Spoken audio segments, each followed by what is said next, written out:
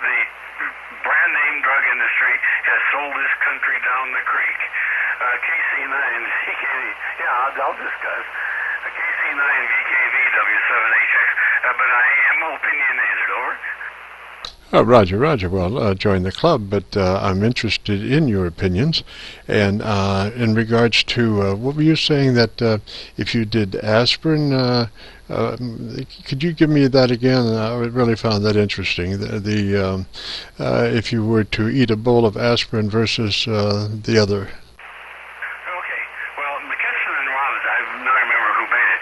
McKesson and Robbins owned a factory in someplace in Pennsylvania that made acetyl salicylic acid, which is the only one in the country. And they would sell aspirin to anybody that wanted it, whether they wanted a shovel full or a car full or whatever. And they were sitting there trying to tell me that, oh, Bayer aspirin, yeah, that's a lot better. Yeah, you bet. Baloney. The only quality thing to do with that is how hard was the tablet, the manufacturing process. You could put enough pressure on that thing, and I've seen these rotary tablet machines, that turn out thousands of tablets a minute. And if you set that thing up there, you can smash them hard enough that you can use them for bullets. And I think Bayer said, there's flakes in your mouth or something, yuck, and burned it all the way down. There's any medium on that. Yeah, you're right. Some of it's manufacturing, but where did the aspirin come from? All came from the same barrel. And the same thing is true with a lot of this stuff. I think we've been sold a bill of goods, and I think Tylenol is a crock. First of all, for fever, doesn't work anywhere near as well as aspirin does, or as quickly as aspirin does. If you've got a fever and you take 2, 3, 25 milligram Tylenol, at least 45 minutes for it to even have any hint of action, and then it will only last about 2 hours. Where 2 aspirin, effective, depending on how much in your stomach, about 20 minutes or so to kick in, will last better part of 4 hours. And I say, the American public was sold a total bill of goods on that stuff. Now, if you have an ulcer or you are on Coumadin, yes, you shouldn't take aspirin or can't take aspirin. But if VS in the drug industry was dynamite, they didn't have enough to blow the whole universe to smithereens. By the way, my name is Lou, L-O-U. I'm in Prescott Valley, Arizona. And you're 5 and 9, beautiful signal. KC9VKV W7HX. Go ahead. Roger, no, I can't give you a generic reading field strength wise or signal wise. I run my receiver a little different. I took my RF gain and my AF gain tied together, and I just bring them up as needed, which reduces the front end RF, and the idea is to keep the front end out of AGC and get as quiet a front end signal as possible, and it works fairly well there. So we were talking about aspirin and Tylenol, and I think you were talking about I didn't hear it, but I heard it earlier in your conversation about the detrimental aspects of Tylenol. If you were to the example I think you used was eat a bowl of aspirin versus a bowl of Tylenol, that the Tylenol could represent tremendous damage to the body. Was that a Roger? Yes, it is. That's right. They claim that, the big claim was, oh my God, aspirin, blah, blah, blah, that can kill him. It could. However, if you take a bowl full of aspirin and a bowl full of Tylenol, and you take them both, and the aspirin doesn't kill you, there are no long-term results or disadvantages.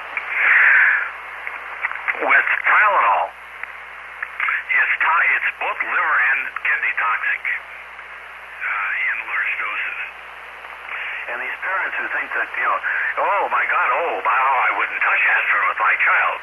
Oh yeah?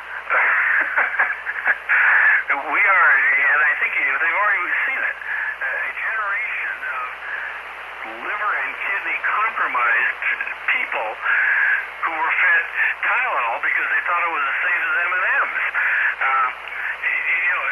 Johnson & Johnson, or no, McNeil, I guess, own Tylenol. They did a, you talk about, huckster, P.T. Bar. They did a heck of a job selling the American public on this, over. Roger. And I would also like your thoughts, possibly about the Atlanta. What do they call that? The group that's supposed to be watching our drugs down in Atlanta. Roger. Oh, Center for Disease Control. Roger. Well, I don't think they're that much concerned with what Bill's talking about. But if you catch the heebie-jeebies from somebody that walked through from Timbuktu, I think that's more what they're concerned with. Quality control. Quality control in this country, I think, is pretty good. Do screw-ups get through? Oh yeah. Like in anything where you're dealing with millions of dosages, there are screw-ups. It can't be helped. Nobody's perfect. And are some of them bad? Yep, you bet. Actually, I take a baby aspirin every day. I think the doctor put me on this stuff, I don't know, back in the 80s sometime. By the way, age is 77, I'll be 78 next Tuesday. And I'm a retired pharmacist from the Seattle area. We moved here to Arizona 3 years ago. And love it. And pretty soon I've got to get going. I have a radio that I've been packing around in the back seat of my truck, and I finally got a hold of the guy, and I'm going to meet him out here along Interstate 17 and give him his radio. It's a Yaesu something or other. It doesn't have a mic with it, and we don't even know whether it works, but it's free, and that free is a pretty darn good price. The dishonesty in the drug industry, particularly in the name drug industry, the brand name stuff, is rampant. They are, my comment to them was, at least Jesse James had a gun. And it's ridiculous. The guy I was talking to said he can't get T-Norman, Atenolol. That's been around, more than 30 years, probably closer to 40. Is blood pressure medication. It works great. Is it cheap? Yeah. But all of a sudden you can't get it. And a friend of mine was saying that, that he was running out, and his mail order thing said people couldn't provide it. So he called the local Kroger outlet. Oh yeah, we got lots of it. And they really didn't have any trouble getting it. Yeah. Now, where does the truth in that lie? Just, it just frosts me. They put me on added a cholesterol to my repertoire of amount of pills that I take. And I sent it to Humana. Do I have anything nice to say about Humana? Not really. And I got it. I sent it in thinking, this is a generic. It shouldn't be much. It was $165. Cost my copay for 90 days. I used to own a drugstore in Tacoma, and it's still there. And they will answer any and all of my questions, because I think I still hold the paper on that store. And their acquisition cost on the same brand was $48 and something. So I called Costco, and their price was $73. I called Walmart was $540, and I called Walgreens, and you talk about bandits, $770 some for a 90-day supply of something that's been around since It's been around, it's called Tricor is the brand name. Been around since I was practicing pharmacy, and that's 19 years ago now. As I say, I think there are a bunch of bands. So what's your name? I think you said you were in Kentucky. KC9VKV W7HX, right? Roger there. Yeah, the name here is Jim Juliet India Mike, and we are located 3 miles west of downtown Louisville, on the other side of the Ohio River in Indiana, in New Albany. And our QSO-VLOG is on YouTube. If you might be interested, if you go to YouTube and do a call letter search of Kilo Charlie 9 Victor Kilo Victor KC9VKV, that'll bring up our QSO vlogs, and there's 70 of them, 70 right at the moment, and right at the top is one that is a list of all of them. So if you go to that one, it'll have all of the QSOs that we've done in sequence, except for Art Bell, and Art is at the top of the list usually, and then the most recent one below him. And the QSO vlogs are just a part of our major page, which is Jim Fergusson's radio story, where we celebrate 50 years of commercial broadcasting. And we have about 550 or so segments in our main page, the radio story, where we celebrate 50 years of commercial broadcasting. Roger, Roger.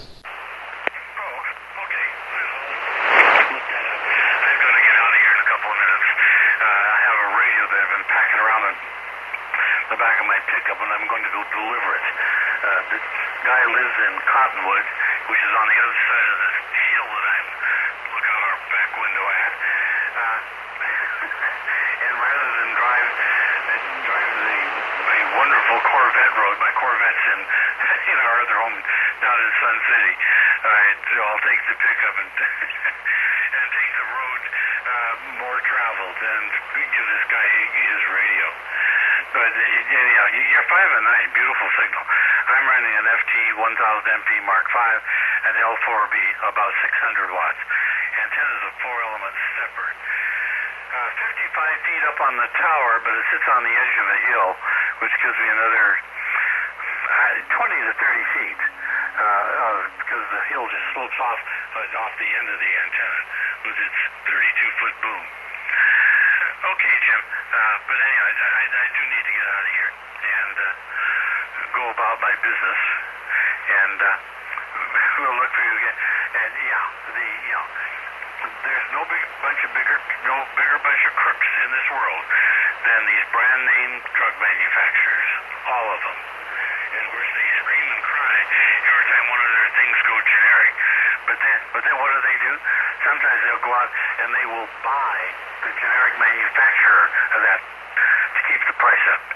They also got a deal from Congress that when it goes generic, that the generic can't undercut the brand name price, and I think it's 20% or something for 6 months. And that, don't quote me on that, but it's something like that. That's why when the generic comes out, the price doesn't automatically plummet. 6 months later, it does. We have the best politicians money can buy in this country, and I'll stand on that statement. 73, good afternoon, good morning from Arizona, and I do need to get scooting here.